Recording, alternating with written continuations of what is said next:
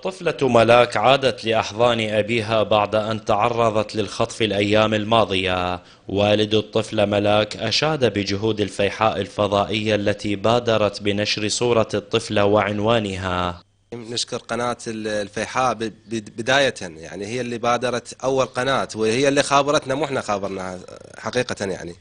وعنت إعلانها، إعلان بتنا اللي ضايعة ملاك أكثر من أسبوع أو 10 أيام، وجتنا واتصال هاتفي مباشر معانا.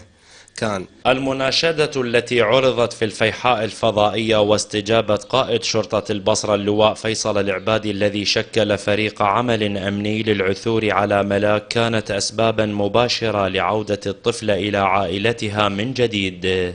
وحقيقة كان فخر أولا للإعلاميين الذين كان لهم دور كبير في وجودها، خصوصا قناة الفيحاء الموقرة. يعني الحقيقة كان لكم دور كبير، وشكل فريق عمل راقي جدا.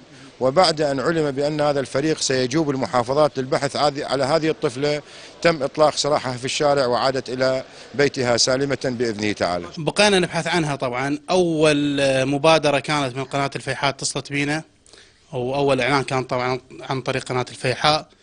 أكو شخص اسمه أبو آية كردي شاف الإعلان بالفيحاء واتصل بينا، بس من خلال الصورة اللي شافها بالفيحاء عرف أنه هذه البنية هي ملاك، فاتصل بينا وبلغنا عن الملاك. احنا طبعا ثاني يوم الصبح توجهنا طبعا للحلة وتأكدنا أنه هي ملاك، والحمد لله وشكر رجعنا. عصابات خطيرة تخطف الأطفال الصغار لتسخيرهم لأغراض متنوعة منها العمل أو التسول، فملاك لولا الرعاية الإلهية لأصبحت إنسانة مجهولة تعمل مع عصابات التسول والجريمة.